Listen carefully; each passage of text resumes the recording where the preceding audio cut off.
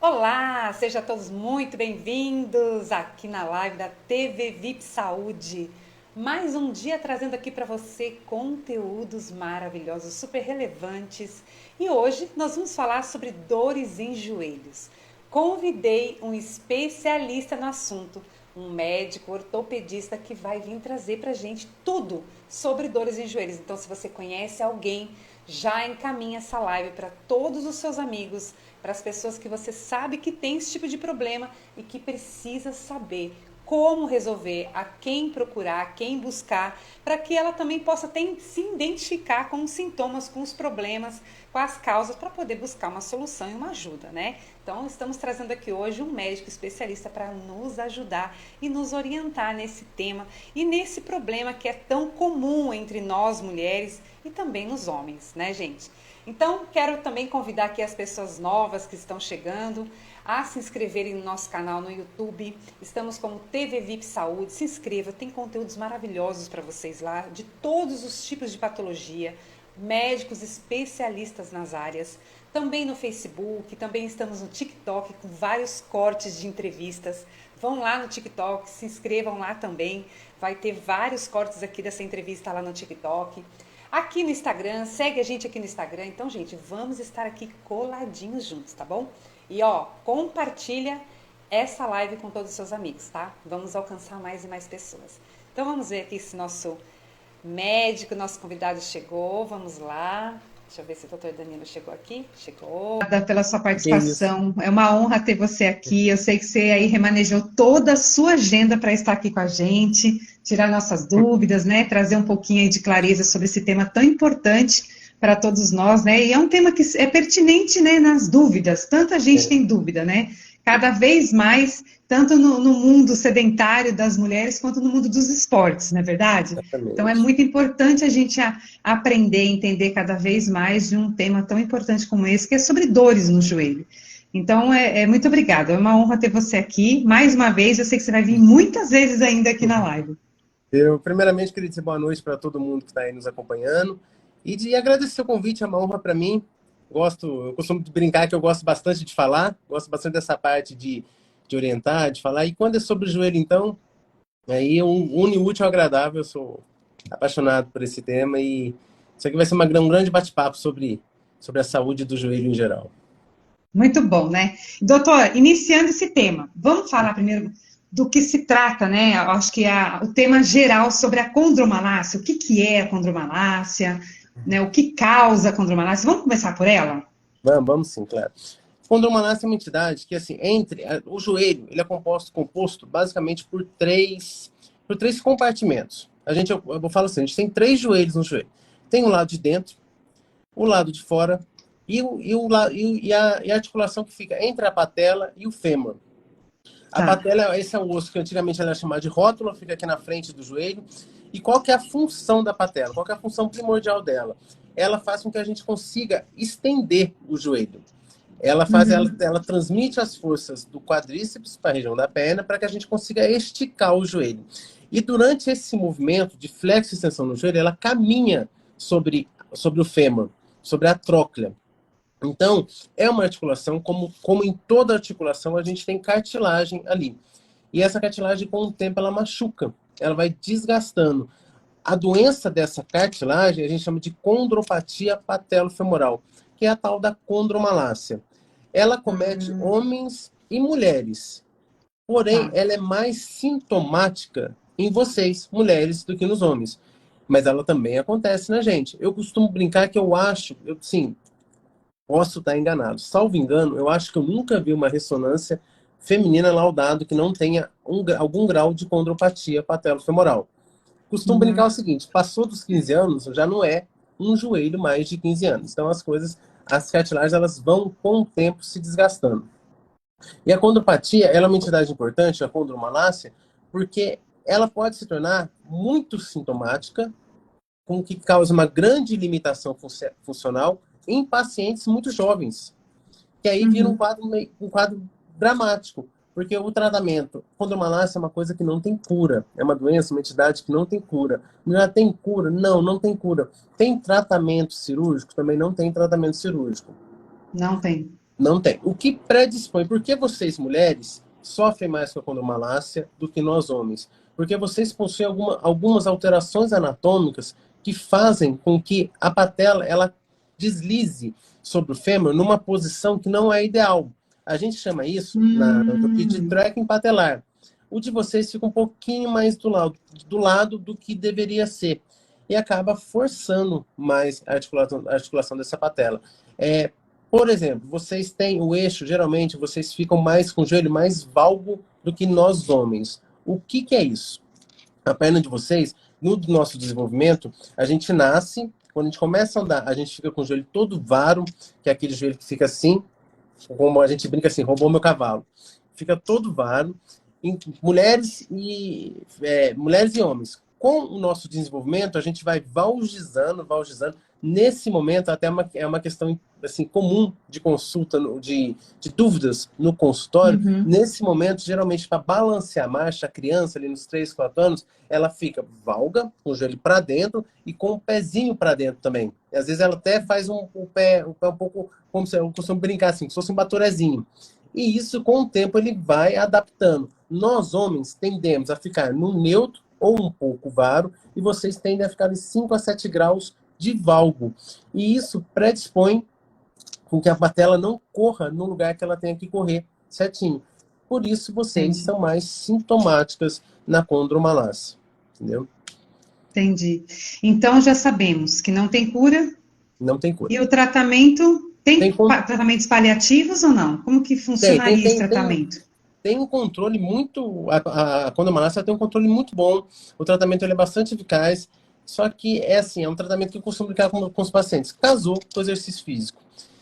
Tá. Não é o exercício físico só para o joelho. Assim, grande parte desse desequilíbrio do caminho, do tracking da patela, do trilho da patela, por onde ela anda, está relacionado também com a musculatura do quadril. Posição que a pessoa anda. Muitas vezes, o fisioterapeuta, ele adapta a marcha da pessoa, ou até o gesto que ela usa para fazer atividades cotidianas. Vamos supor um exemplo, um atleta de alto rendimento, uma pessoa que gosta de correr, talvez não de maneira profissional, mas gosta de correr. Às vezes ele adapta, o fisioterapeuta ele adapta, por isso que o fisioterapeuta é extremamente importante nesse processo. Isso é importante, eu sempre falo isso, não é só fortalecer. Se a pessoa está sintomática, ela precisa de um acompanhamento fisioterápico. E com o tempo, o fisioterapeuta precisa ajudar nessa transição. Em qualquer aspecto da recuperação das minhas cirurgias, eu falo isso para o paciente. Mesmo que o paciente consiga ir para a academia, fortalecer, ele precisa dessa orientação, porque muitas vezes ele vai sem essa orientação, sem um fisioterapeuta ensinando-o, e ele acaba se machucando mais na academia. Então, o tratamento da condromalácia reside em 3 pilares. Fortalecimento de coxa e de quadril. Balanceamento, além de fortalecimento, balanceamento dessa musculatura, principalmente a musculatura abdutora do quadril, o quadríceps, abdutora do quadril, o quadríceps que eu vivo falando aqui, o remédio, o condo protetor, tomar um remédio para a cartilagem. Esse remédio é importante, eu brinco com o paciente o seguinte, olha, parece que não está fazendo efeito, mas está. Tem que insistir nesse remédio. Qual que é o remédio, doutor? É um remédio específico? Tem vários tipos desse remédio, eles protegem a cartilagem. O mais comum, todo mundo fala, é o colágeno, glicosamina, a condroitina. São remédios que fazem tanto o ácido hialurônico via oral também. São remédios que fazem com que aumente a lubrificação. Eu brinco assim, o joelho ele é para funcionar como se ele fosse um sabonete. Com o tempo, ele começa a funcionar como se fosse uma lixa. Isso causa dor. Nossa. Então, esse remédio é para fortalecer e para aumentar a lubrificação da cartilagem. Nós não criamos ainda a cartilagem. Tem algumas técnicas que simulam. Ali no defeito, a gente consegue criar como se fosse uma fibrocartilagem que não tem as mesmas propriedades da cartilagem. Então, pessoal, cuidado que tem, porque fazer a gente ainda não fez. Então, e o terceiro pilar do tratamento é a infiltração, a viscosuplementação, que é quando a gente aplica o ácido hialurônico diretamente dentro do joelho. A gente faz uma infiltração no joelho. Aí tem diversos protocolos, assim, tem variações na maneira com que... Tem vários tipos de infiltração ou não? Tem 2 tipos, basicamente. A primeira infiltração, que é mais sintomática, são remédios para dor, consiste geralmente em corticóide anestésico. Essa é para alívio mais imediato. E tem a infiltração, que é de fato, quando a gente fala vai infiltrar o joelho, geralmente a gente está falando dessa, que é a viscosuplementação com ácido hialurônico. Aí, esse ácido tem diferentes tipos, que a gente conjuga, aí são protocolos de infiltração, cada caso é específico, mas a infiltração que perguntam geralmente é dessa com ácido hialurônico, que a gente faz a infiltração diretamente no joelho. E de quanto em quanto tempo, geralmente, o paciente precisa fazer esse tipo de infiltração? Geralmente, sim, depende muito do caso. Nos casos, tradicionalmente, digamos assim, a cada ano, entendeu? Tá, Uma uma vez vez por por ano. ano. Mas é importante que o paciente, quando ele sente uma melhora, quando ele faz a infiltração e tem uma melhora do quadro, é muito importante que ele faça o fortalecimento. Porque senão Tá. ele vai ficar sintomático mais cedo e, eventualmente, precisa de uma infiltração mais cedo. Entendeu? E olha que legal, a infiltração com corticoide, esses dias eu estava conversando disso também no consultório, porque o paciente falou assim, eu fazia a infiltração e eu tinha um alívio de meses. Com o tempo, passou a ter um alívio menor. Hoje em dia, eu faço infiltração com o corticoide, o anestésico, dá uma semana eu tô com a mesma dor. Por que que isso acontece? Porque quando o joelho, a condromalácia é um tipo de artrose, ela leva o joelho, apesar de ser 3 compartimentos diferentes, eles são todos interligados. Não deteriora apenas um compartimento. Você tem uma condromalácia, seu joelho como um todo, porque o cérebro não entende assim. Ele entende que está havendo um desgaste da cartilagem e o joelho todo começa a inflamar. Então, qual é o intuito do tratamento da condromalácia? Evitar uma prótese. Se deixar correr solto, chega na prótese. E a artrose, ela tem componentes da dor. Tem componente neurológico, componente inflamatório, e quando a gente faz, e o componente da exposição do osso subcondral, basicamente, que dói. Quando a gente faz a infiltração, a gente diminui muito esse componente inflamatório, mas a gente acaba fazendo um feedback reverso e acaba aumentando o limiar neurológico com a dor. Então o paciente acaba Entendi. sentindo dor, entendeu? A dor por causa do estímulo, do aumento da sensibilidade neurológica. Então, com o tempo, essa infiltração passa a fazer menos efeito. Entendi. E, doutor, qual que é o limite, assim, só para quem... Porque tem pessoas que não sabem que tem condromalácia, né? Qual que seria o sintoma, assim, para a pessoa que está aqui nos ouvindo? Os primeiros sintomas para a pessoa falar, nossa, será que eu tenho condromalácia? Quais são os sintomas de dores que a pessoa possa sentir para ela poder já começar a buscar uma ajuda? Ó, clássico, dor anterior no joelho ao Tá. subir e principalmente descer escadas e rampas. O paciente sente Tipo dor uma também. fisgadinha. Ele sente um incômodo quando ele desce uma rampa. Em Incômodo. casos mais extremos, ele não consegue eventualmente descer uma rampa. Entendeu? Ele Tá. tem que apoiar, paciente jovem de 25, 30 anos, tem que apoiar no corrimão que ele não consegue descer uma rampa. Por quê? Porque quando você desce, você utiliza mais essa articulação da patela com o fêmur. Tá. E quando chega ao extremo para chegar a colocar uma prótese, qual que é o nível assim de dor, de problema que a pessoa pode ter para poder, não, aí o paciente vai precisar de uma prótese. Como que é essa situação Eu, toda aí? eu falo da seguinte maneira: a prótese, hoje em dia, o paciente ele tem que me convencer a indicar a prótese para ele. Uma frase que eu falo Tá. muito, todo paciente que passa comigo no consultório, ele ouve essa frase: não é um passeio no parque. A prótese, essa frase ela é muito legal. Eu falo sempre isso para o paciente. Ela é a pior cirurgia possível até ela se tornar a única viável. Quando bem indicada, quando a indicação é precisa, a prótese é a cirurgia que mais devolve qualidade de vida para o paciente. Isso sem dúvida Entendi. alguma. Quando que eu indico a prótese? Quando o paciente chega para mim e fala assim, doutor, eu não aguento mais. Entendeu? De dor. Isso. Quando a dor, assim, eu sinto dor dormindo, eu sinto dor acordado, eu sinto dor quando eu ando, eu sinto dor quando eu sento. E a minha qualidade de vida está muito ruim. Isso está limitando que eu faça muito as atividades do dia a dia. Nesse momento, a gente indica quais são as indicações clássicas de prótese. Tem que ter deformidade, tem que ter artrose. Se você tem um joelho que não tenha artrose, mesmo que o paciente tenha uma idade compatível, mas o joelho não tem as deformidades ósseas, radiográficas da artrose, não faça a prótese nesse doente. Esse não é o motivo da dor, você não vai resolver o motivo da dor, ele vai fazer a prótese e vai continuar com a dor. Então, primeiro, tem que ter artrose. Segundo, tem que ter uma idade compatível, porque a prótese total de joelho, ela tem uma certa durabilidade, ela não dura a vida toda. Quadros dramáticos que nós enfrentamos no dia a dia é o paciente que tem 48 anos e tem uma artrose avançada. Antigamente, esse paciente ele simplesmente esperava chegar ali nos 55, 60 anos para a gente pensar numa protetização. Hoje em dia não é assim. Se o paciente tem 48 anos e tem uma artrose em estágio avançado, nós não vamos deixar ele 20 anos até ter 68, 65 anos, 20 anos com dor, para a gente indicar. Mas a gente, nesse momento, eu tento tudo que é possível de maneira conservadora, para que eu indique até com uma consciência mais tranquila. Olha, a gente tentou de tudo e realmente seu quadro não melhora, a sua dor ela é muito importante e você precisa ter qualidade de vida. Sem contar que, nesses casos, ele é um cara ativo. Ele é uma pessoa, Sim. ativa economicamente. Ele muitas vezes precisa trabalhar, sustentar a família. Então, tudo isso entra na conta. Entendeu? E doutor, uma dúvida assim, toda pessoa que tem condromalácia, ela tem artrose ou ela desenvolve artrose? Ela desenvolve a artrose. A condromalácia, por si só, a artrose é o desgaste da cartilagem. A condromalácia já é esse desgaste. Mas em casos mais avançados, ela vai desenvolvendo a artrose. Ela, assim, a condromalácia por si só é a artrose dessa articulação, da patela femoral. Mas Então, o que com que é a artrose? a Vamos, fala artrose, para a gente a diferença. a artrose é uma degeneração da cartilagem do joelho. Como todo. Tá, Como assim, gastou a cartilagem do joelho. tá. E com o tempo essa cartilagem já vai ficando mais fina e vai expondo o osso dali de baixo Pra da fora. cartilagem, o osso condral, e essa exposição dói bastante. Entendi. Então, a condromalácia, ela acaba desenvolvendo a artrose, Acaba né? desenvolvendo a artrose. É assim, se deixar correr solto, se não tratar, não cuidar, não fortalecer, vira uma prótese lá na frente, uma prótese de joelho. E a artrose tem tratamento também? Tem tratamento também. O tratamento da artrose, ele é basicamente, envolve perda de peso. O paciente precisa perder peso até mesmo porque ele precisa desinflamar um pouco. Tem Tá. um ciclo que o paciente ele entra, um ciclo vicioso que ele não consegue sair.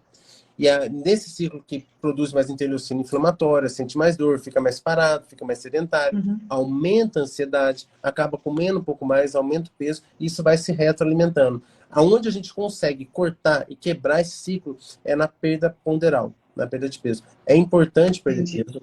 Para o joelho não tem jeito. Eu falo para o paciente, devagar, com calma, orientado por um nutricionista. O nutricionista ele é essencial nesse momento para que seja um ganho Uhum. qualitativo. Porque não adianta o paciente fazer... Eu brinco assim, não adianta você fazer uma dieta muito restrita, uma dieta que não seja orientada por um nutricionista e perder massa muscular. Sim. O Uhum. intuito tem que ganhar massa e nesse processo, devagarinho, com calma, perder um pouco de peso. Com proteção também. A chance, quando o paciente está numa artrose, a gente divide a artrose em 4 graus. Tá. 5, mas o quinto já é uma coisa mais rara de se ver. Basicamente em 4 graus. No grau 1 e 2, a gente trata com remédio, protetor também, que protege a cartilagem, infiltração e fortalecimento. No grau 3 para cima, já é cirúrgico, entendeu? Aí entra assim, Tá. tem peculiaridades. Por exemplo, você pega um paciente jovem que tem uma artrose só do lado de dentro do joelho, ele tem 45 anos. 43 anos. Eu tenho um paciente de 43 anos que está muito bem, que a gente ficou até amigo. Ele tinha uma artrose só do lado de dentro. Só olha, o joelho dele é um joelho que a artrose é unicamente medial, que a gente fala, do lado de dentro do joelho. O que eu fiz? Eu Uhum. fiz nele, fiz uma osteotomia valgizante. Basicamente, assim, você quebra a tíbia, o joelho dele é vário, você quer dar uma alinhada na tíbia, põe placa, parafuso, é uma cirurgia extensa, fica 3 meses em média sem pisar.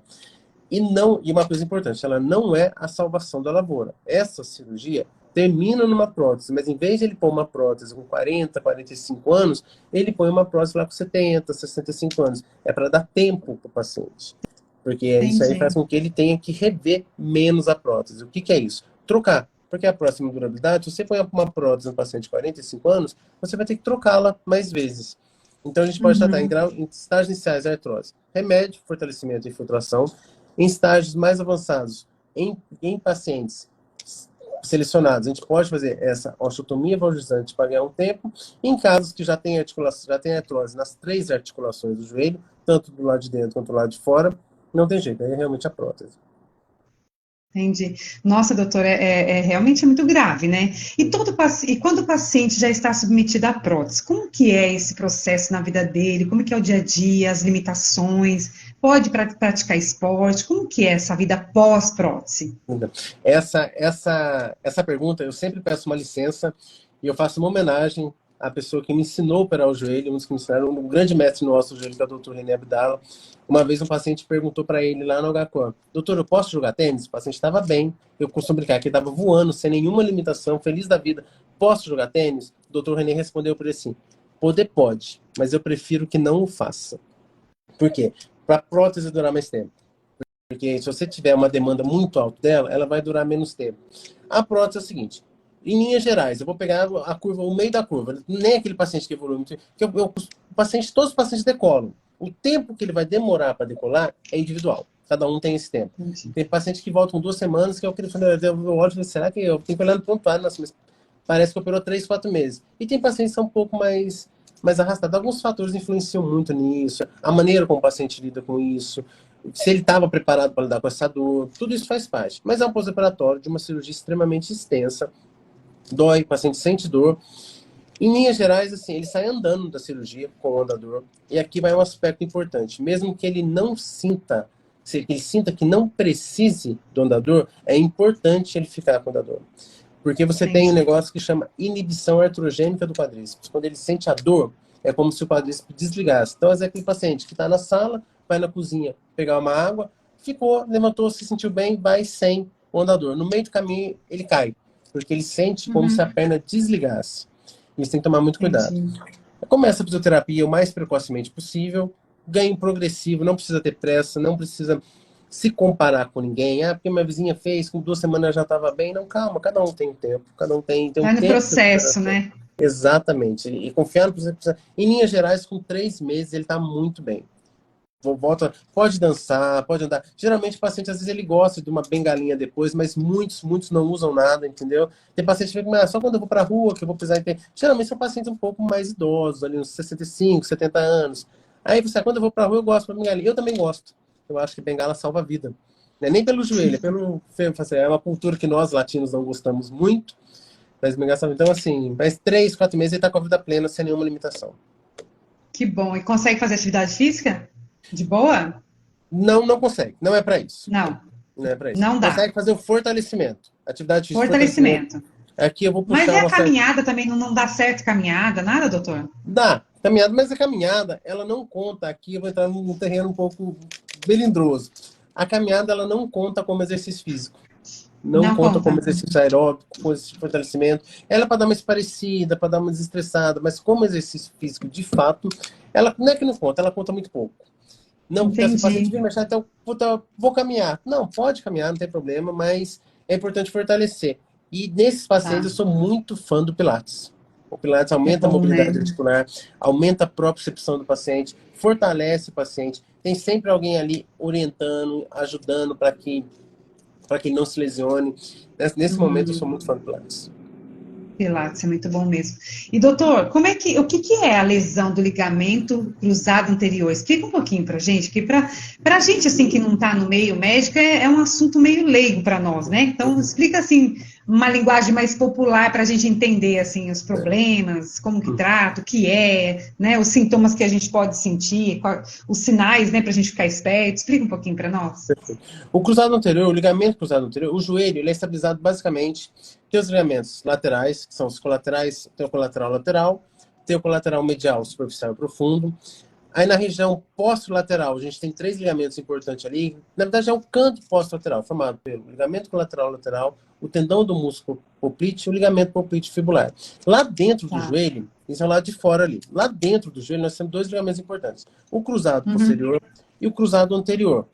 Qual que é a função do ligamento cruzado anterior? Ele impede que a tíbia vá para frente. Ele impede a anteriorização da tíbia. Então, qual que é o que isso acarreta no paciente? Qual que é o sintoma mais comum? Qual que é o mecanismo mais comum de lesão? A lesão do cruzado, geralmente, são lesões de pacientes mais jovens e são lesões esportivas. Muitos pacientes lesionam sem ser no esporte, saindo de um carro, descendo uma escada, depois uma queda de moto, mas a maioria das lesões acontece no esporte. O primeiro mecanismo de lesão é o entorse. É a torção do joelho. Você torce o joelho com o pé no chão. É flexo, tecnicamente é assim, é como se você girasse o seu corpo para fora, a sua perna para dentro e com o joelho no chão. O segundo mecanismo mais comum de ruptura do cruzado anterior é quando você tem uma hiperextensão. É aquele lance que o cara vai chutar a bola, o adversário dá um toquezinho na bola e ele chuta o ar com muita força. Ele hiperestende o joelho com força. Então ele rompe o ligamento cruzado anterior. Qual que é o problema de, no primeiro momento, torceu, fez o entorse. O paciente, o joelho incha, sente dor, uma grande limitação funcional. Muitas vezes no pronto-socorro a gente faz a artrocentese, que é quando o pessoal fala tirar a água do joelho. Mas nesse caso, quando a gente faz, vem sangue. Isso é altamente sugestivo da lesão do cruzado, porque dentro do cruzado tem um plexo vascular, que quando ele rompe, aquilo rompe também e faz uma hemartrose, que é quando tem sangue dentro da articulação. E o paciente, nesse primeiro momento, ele sente dor. Entendi. Se ele não machucou os meniscos, depois de um tempo, ele não sente mais dor. Ele sente falseio. E se ele não tiver uma... O que é isso? Ele está andando, quando ele muda de direção, ele tem a sensação que o joelho sai do lugar e volta. Se ele não é um paciente de alta demanda, um esportista, alguém que é muito ligado no esporte, ou se ele não... Geralmente é o futebol, mas se ele não é esse paciente, às vezes ele não sente tanto incômodo. Aí você, ele vai levando a vida. Eu sinto, quando eu forço um pouquinho mais, eu sinto ele sair do lugar, ele enche um pouquinho, mas dá para eu viver. Uhum, Aí que mora o perigo. entendi. Porque a falta do ligamento cruzado anterior faz com que tem um mecanismo no nosso joelho. Quando o nosso joelho dobra, ele não é como se fosse uma maçaneta nesse sentido. Ele não é como se fosse uma... Me fugiu a palavra agora. Uma dobradiça. Ele não faz assim. Dobradiça. Quando o nosso joelho dobra, o fêmur ele escorrega sobre a tíbia. Esse mecanismo é chamado de rollback femoral. E ele é basicamente guiado por esses cruzados. Quando isso não acontece, quando a tíbia vai para frente, isso não acontece de maneira correta. E isso vai aumentando o desgaste, porque muda a conformação articular do fêmur com a tíbia e vai aumentando o desgaste do joelho como um todo. Outras estruturas tentam segurar esse processo e elas não são competentes para isso. Exemplo clássico, o menisco medial. Se você pegar uma ressonância de paciente que lesou o ligamento e não tem lesão meniscal, em um ano, e ele decidiu por não operar, em um ano ele faz voltar a ressonância, a diferença da deterioração é muito grande. E muitos desses pacientes que não tinham lesão no menisco acabam tendo a lesão no menisco porque ele tenta suprir, principalmente o menisco medial, ele tenta suprir a falta do LCA. E assim, o livro, eu costumo pegar, galera, não sei o que eu tô falando, tá no livro, aumenta 1% por mês, o paciente tem 1% a mais por mês de artrose na ausência do ligamento. Se você pôr isso em 4 anos, são 48%, 50% a mais da artrose que ele já teria. Entendeu? Que a artrose é um processo que todo mundo tem, em maior ou menor grau. Então, vamos supor que, agora, isso em 5 anos. Em 10 anos, ele terá 100% a mais do que ele teria. Então, se ele tivesse uma artrose grau 2, com 65 anos, que é plausível, ele muitas vezes está numa artrose grau 4, que tem que pôr uma prótese, pela deficiência do ligamento. Entendeu? Nossa. E doutor, e como que trata isso? O ligamento que está no anterior, o tratamento dele é cirúrgico. Hoje em dia, É cirúrgico? tem alguns estudos que falam... Não, é cirúrgico. Tem que operar, porque quando ele rompe, é como se ele estourasse, não tem como você dar ponto nele. Mas tem um exame que é feito para poder saber disso, ou é imediato pela dor? Como é que funciona? Não. O exame, sim. O exame de eleição que vê o ligamento rompido é a ressonância magnética. O paciente vem, você examina, aí você colhe a história, faz o exame físico. O paciente, muitas vezes ele vem no consultório, e quando ele já passou, ele me dá a ressonância. Eu costumo pegar a ressonância assim e pôr ela de ponta cabeça. Ele fala, não, mas me conta o que aconteceu. E aí ele conta tudo, aí eu vou examinando o paciente, eu faço um diagnóstico na minha cabeça e vejo se a ressonância corrobora aquilo que eu examinei. Eu falo isso é muito importante, não existe exame diagnóstico. O exame ele é sempre complementar. Entendeu? Eu acho que com o avanço da medicina, a gente tem perdido a arte de examinar o doente. E isso não pode acontecer, entendeu? Até mais para programar uma cirurgia, porque operar um joelho é uma coisa muito séria. Porque eu costumo dizer o seguinte, na ortopedia, você pode eventualmente não... Vou falar de uma maneira mais popular. Você não mata o paciente, mas você prejudica muito a qualidade de vida dele. Aí você pega, por exemplo, você opera um cara que tem 35 anos, sustenta 3 filhos com o trabalho dele. Se ele não conseguir trabalhar, você operou uma família junto. Então, tudo isso é muito importante, entendeu? Então, é assim, na suspeição diagnóstica, pede uma ressonância, e a ressonância, geralmente, ela corrobora o resultado. Em muitos casos, a ressonância vem lá. Interessante a pergunta, puxou um assunto legal. Mas, assim, lesão parcial a corresponder com dados clínicos. Aí eu falo de novo, cito o Dr. René. O LCA é como se fosse uma mulher grávida, não tem mulher meio grávida. Ou tá grávida ou não tá. Ou a LCA tá competente ou não tá. Se tem uma lesão parcial, eu falo pro paciente, cara, faz o seguinte, segue a vida, joga o seu futebol, faz a sua corrida, usa o seu joelho como você costumava usar. Se você falsear, você volta que a gente conversa. Porque às vezes no exame físico, sobretudo em pacientes que são mais fortes, o exame físico, às vezes ele segura na coxa, na musculatura do quadríceps, ele segura essa instabilidade no exame físico. Porque, a não ser que ele esteja anestesiado, mas se não anestesia, você não faz uma hack no paciente para examiná-lo. No centro cirúrgico, ele mexe, eu examinando o paciente no centro cirúrgico. Porque ali, ele não tem controle neuromuscular algum. Porque se eu for examinar agora e falar, Vanessa, relaxa o seu joelho. Se você machucou o joelho, fez entorse, relaxa, deixa solto, brinco assim. Você vai contrair um grau, você vai ficar com medo de dor, você vai segurar no quadríceps desse exame. Então, então ali na hora, o mesmo paciente mais forte, ele segura um pouco o exame. O que eu falo? Cara, segue a vida, vive a vida. Daqui 2 meses você volta e me conta como é que tá. Entendeu? É gera para visualizar se ele está competente ou não. Aí, vamos partir para a cirurgia. Realmente, romper o ligamento tem que reconstruir. É por vídeo, é uma videoartroscopia. A gente tira geralmente, a gente tira enxerto para reconstruir o ligamento. Os clássicos são o enxerto patelar, já foi o mais usado no mundo, o enxerto quadricipital, que é do tendão quadríceps, e os que a gente mais usa hoje em dia são os flexores, são 2 tendões, o grácil semitendínico, que a gente tira ali da região posterior do joelho, que confecciona um novo ligamento, faz um túnel na tíbia, um túnel no fêmur e recoloca o ligamento onde deveria estar, ali. Entendi. E o paciente tem uma sobrevida muito boa desse joelho. Nossa, que interessante, doutor. E como é que é o pós-operatório do paciente que faz esse trabalho, né? Depois que Da faz essa reconstrução do cirurgia? ligamento. Como é que é o pós-operatório? Eu gosto do seguinte, sai andando, sai pisando, na maioria das vezes, sai pisando. Só quando a gente sutura o menisco, mas é outra entidade, quando é a reconstrução do ligamento. O paciente sai andando, com uso de muleta. O paciente jovem, eu prefiro que use muleta, para ter mais propriocepção na outra perna. Então, 1 mês, se puder fazer fisioterapia todo dia, extremamente importante. Se puder fazer diária, inclusive nos domingos, faz. No segundo mês, pode começar a alternar fisioterapia dia sim, dia não. E a partir do terceiro mês, fortalecimento. Importantíssimo lembrar que nesse momento de fortalecimento é diferente o fortalecimento para a perna que operou da perna que não operou. Porque às vezes o cara vai para academia e ele malha de maneira igual.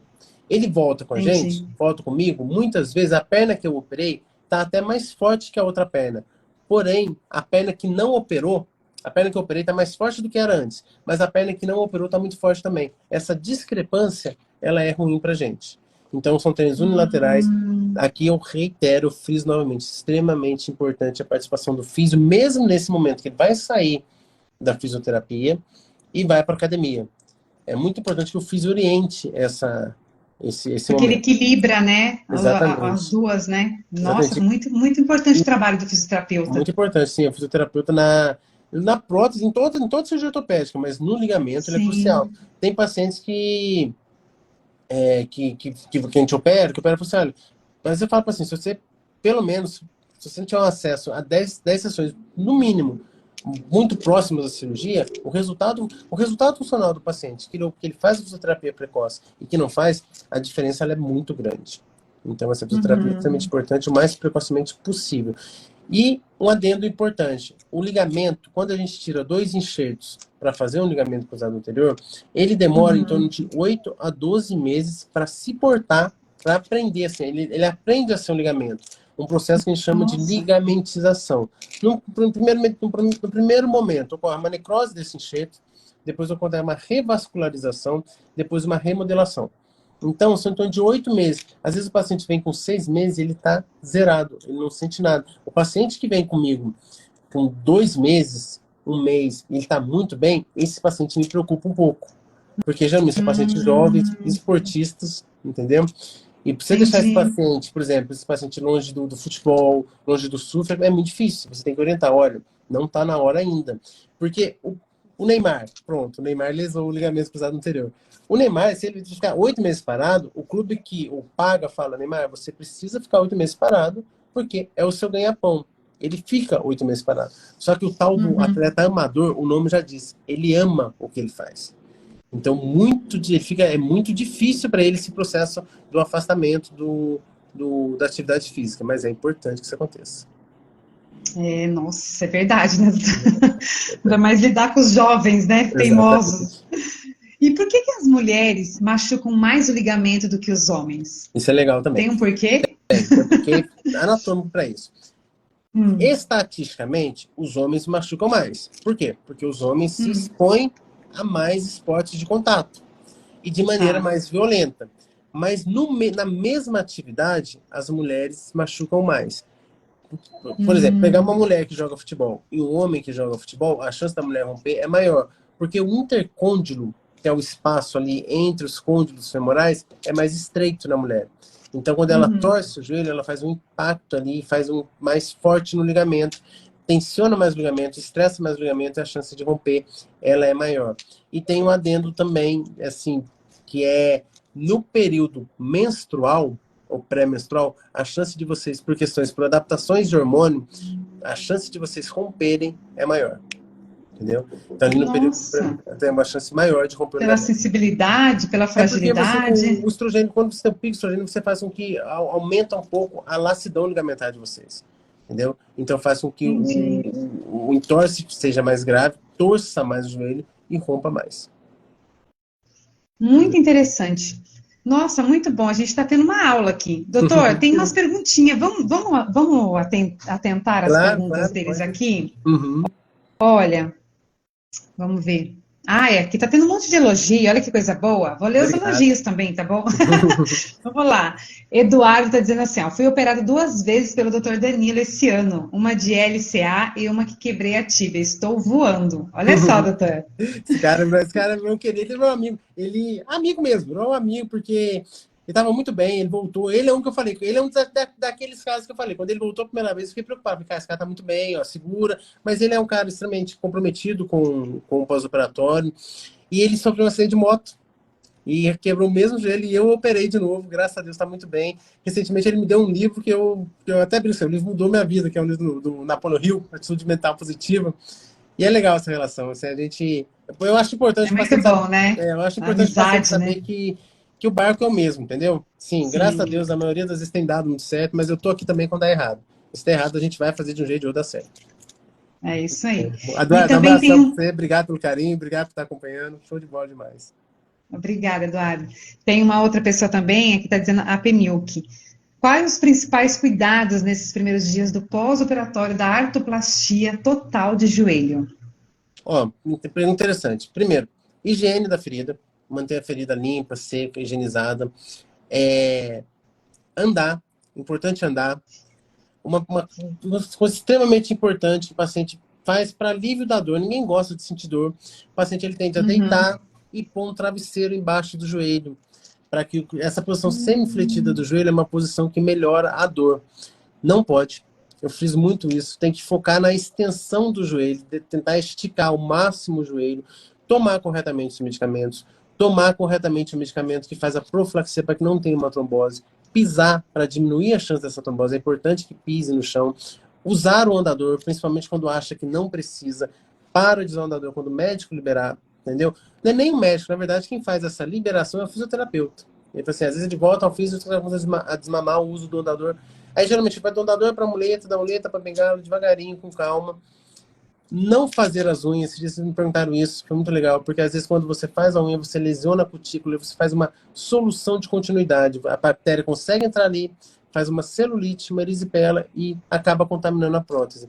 Não fazer tratamentos dentários também, porque quando a gente, a não ser que seja um tratamento emergencial, porque as bactérias, os principais focos de infecção da prótese são bactérias do trato geniturinário e do trato oral. Mas na boca, como é que infecta a prótese lá no joelho? Ela cai na corrente sanguínea e por disseminação hematogênica, eu costumo dizer assim, a bactéria está circulando no organismo. Quando ela vê a prótese, como se fosse Disneylândia para ela. E a gente tem 2% no mundo das cirurgias infectam. Isso é no mundo, não é no Brasil não, no mundo. Então, quando a infecção são sempre casos graves, que tem que ser abordado com bastante seriedade, com bastante agressividade, e isso causa uma demanda funcional, uma demanda emocional para o paciente, para a família muito grande. Então, todo cuidado é pouco. Muito bom. Doutor, você falou aqui sobre o travesseiro. Eu entendi errado ou você disse que não é bom colocar o travesseiro no meio das pernas para dormir? Não no meio das pernas. No meio dos joelhos, perdão. Geralmente ele põe debaixo do joelho. Ele deita de costas, o joelho esticado, e põe embaixo para deixar o joelho um pouco fletido. Essa posição fletida do joelho faz com que ele sinta menos dor. Não, tem que tentar esticar o joelho. Mas aquela posição que dorme assim, de lado, não. Pode colocar o travesseiro aqui no meio ou não? Isso é ruim para o joelho? Não, na parte de dormir, não. Isso não. Isso até pessoas têm problema na coluna que tem que ficar dessa maneira. Não tem problema. O problema não tem problema? Não. O problema assim, é quando, às vezes o paciente sentou lá, daí reclinou para ver uma TV, ele põe o travesseiro embaixo do joelho. Tá. vai tomar um café, põe o travesseiro embaixo do joelho. É isso que não pode. Tem que tentar esticar ao máximo, focar nesse primeiro imediato, esticar o joelho e dobrar até 90 graus, porque essa mobilidade faz com que o joelho desinflame. E eu brinco assim, ele está cicatrizando dessa maneira, cápsula, tudo que a gente vem fechando. Se você deixar ele na posição sempre fletida, ele cicatriza dessa maneira. A flexão a gente ganha na fisioterapia, a extensão não. Então o foco principal no pós-operatório imediato é na extensão. Muito bom. Agora, doutor, fala pra gente assim, dá algumas dicas, que aqui eu já encerrei minhas perguntas, já tirei todas as minhas dúvidas. Pessoal, quem tiver dúvida, deixa aqui pra gente no direct. Depois vou deixar o arroba do doutor Danilo, vocês chamem ele também lá no direct, conversa com ele, tire as dúvidas também. Se quiser, deixe aqui, eu pergunto para ele também. Então, fiquem à vontade para vocês não terem dúvidas, tá? Deixem as perguntas. Mas, doutor, deixa aqui pra gente algumas sugestões, algumas dicas para que a gente possa evitar essas dores nos joelhos, que a gente pode evitar, né, de problemas futuros, para que a gente possa, a partir de agora, né, ter evitar esses problemas futuros. O que a gente pode fazer de melhor no dia a dia? Eu acho assim, a nossa geração, né, a gente está alcançando algo, a gente está mudando a medicina, e é uma mudança em curso, porque está acontecendo agora, os protocolos estão sendo atualizados, a gente tem vivido mais graças ao avanço da medicina. Então, assim, as próteses estão melhorando, a durabilidade dela. E a gente, que nem antigamente, o nosso expectativa de 60 anos, hoje em dia, esse diz no artigo, falou o seguinte: o paciente de 60 anos hoje é o paciente de 40 anos, 10 anos atrás. O paciente de 60 anos, ele tem a demanda funcional, a atividade do paciente de 40 anos há 10 anos atrás. Então, a gente tem chegado bem, com qualidade de vida. Então, para que a gente chegue funcional, o principal exercício que a gente tem que fazer é fortalecimento. Eu falo muito isso, independentemente do esporte de eleição. Eu gosto de jogar tênis, é tênis e musculação. Eu gosto de jogar vôlei, é vôlei e musculação. Eu não tiro nenhum esporte, entendeu? Eu gosto de correr. Eu gosto de correr. Aí está um ponto importante. Muitos pacientes que correm e que jogam bola acham que não precisa fortalecer a musculatura da perna. Muito pelo contrário, é aí que ele precisa, para segurar, para diminuir a chance da lesão. Eu falo assim, independentemente do esporte, preparar a musculatura para aquele esporte. Entendeu? Então, o mais importante, assim, quando o protetor, remédio para cartilagem, ele é importante nos casos iniciais, é importante, a infiltração é importante, mas o mais importante é o fortalecimento. Se manter, tentar fazer um controle do peso. O joelho, infelizmente, não tem jeito, ele é uma articulação de carga. Nós ficamos em pé no nosso joelho. Então, não daquele. E nem é só, como eu falei, daquele ciclo, não é só a sobrecarga mecânica, que é muito importante. Para você ter uma ideia, quando a gente fica de pé, mais ou menos 4 vezes o nosso peso está nos nossos joelhos. Quando você desce uma escada, vai para 7 vezes. Então, isso de maneira repetitiva, e você acaba lesionando a cartilagem inexoravelmente. E se manter ativo, se mexer a articulação, eu falei assim, tem que lubrificar, a junta precisa de óleo, tem que lubrificar. Então, tem que, qualquer maneira que você lubrifica naturalmente uma articulação, mexendo essa articulação, entendeu? Se mantendo funcional, se mantendo viável. Não tem... A musculação é primordial, né, doutor? É primordial, porque assim, o paciente, quando ele tem uma artrose grave, ele de verdade, ele vai... Tem uma pessoa muito querida minha, muito querida mesmo, é uma pessoa que me viu crescer, que eu participei da casa dela, ela nos tem como filho, entendeu? A gente ficava lá, às vezes, acampado na casa dela, 5, 7 dias, e ela nos tratou a vida inteira como filho. Então, todos nós nos sentimos um pouco. Eu sou amigo, sou do filho dela, irmão, há 25 anos para mais. Esses dias eu passei para visitá-la e ela tá com uma artrose no joelho, ela estava numa cadeira de rodas. E ela é uma pessoa que ela sempre foi extremamente bem-humorada. Quando eu olhei ela, eu falei assim, ela tem um problema no joelho. E aquilo afetou toda a vida dela. Eu falei para ele, eu nunca vi sua mãe desse jeito. Então, assim, a dor e a limitação que um problema no joelho causa é muito grande. Então, tem que cuidar, o que nos compete fazer, tem um componente genético muito importante. Então, assim, o que nos compete fazer é fortalecer e tentar manter uma vida de esporte mais saudável, entendeu? Tem esporte que é ruim para o joelho? Na verdade, assim, é a intensidade do esporte. Que é que nem todo esporte, toda vez que você vai para performance, você sai um pouco de perto da saúde. Não tem jeito. Sim. Se você pegar um Fusca, dar uma voltinha lá em Interlagos, você não vai capotar o Fusca, você não vai morrer. Muito dificilmente. Exato. Se você pegar um F1, a chance aumenta muito. É exatamente isso. Então, toda vez que você parte para performance, e assim, tá modalidade lesiona mais. Não, na verdade, é a maneira como faz. Reconhecer esses limites, trabalhar seus limites, ganho. Quem é muito competitivo, ganho ponderado, ganho.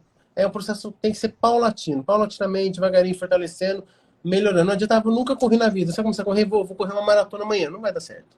Você vai machucar o seu joelho, entendeu? Ah, vou começar a correr. Vai se arrebentar todo. Vou correr 1, depois corro 2, 5, 10, assim vai indo. Vou fortalecendo um processo. E assim as coisas fluem mais naturalmente. É verdade. Nossa, que maravilhoso. Muito bom o nosso tema. Você viu que bate-papo bom, né? Deu pra gente entender bastante. Que bom, fico feliz, é muito legal. Muito bom, Muito bom doutor. falar Você tem sobre que o vir joelho. mais vezes aqui falar de muitas outras coisas. A gente precisa falar de ombro, a gente precisa falar de fêmur, né? De fraturas. Não, Também perfeito. acontece muito aí no sempre um nosso prazer. meio, né?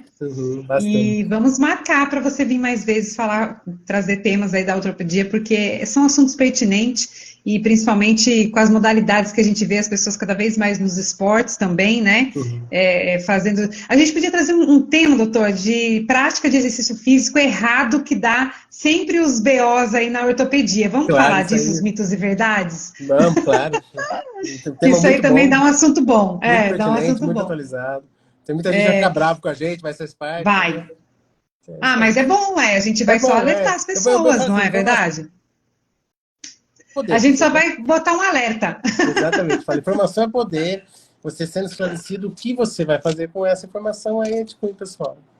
É verdade, é isso aí. Doutor, muito obrigada, viu, pela sua participação, pelo seu tempo aí disponível pra gente. Eu sei que foi bem corrido. Não, mas desculpa esse começo da live, que foi, né? Que bom que o Instagram tentou não deixar a gente fazer, mas deu tudo certo. Que bom que deu certo. E o pessoal que tá aqui. Será que não vai dar certo? A gente iria remarcar, mas tomara que dê certo. Não, deu sim. E o pessoal que está aqui, olha, compartilhem com as pessoas. Olha que conteúdo riquíssimo em detalhes para vocês. Então envia aí para um monte de gente, para todo mundo também saber.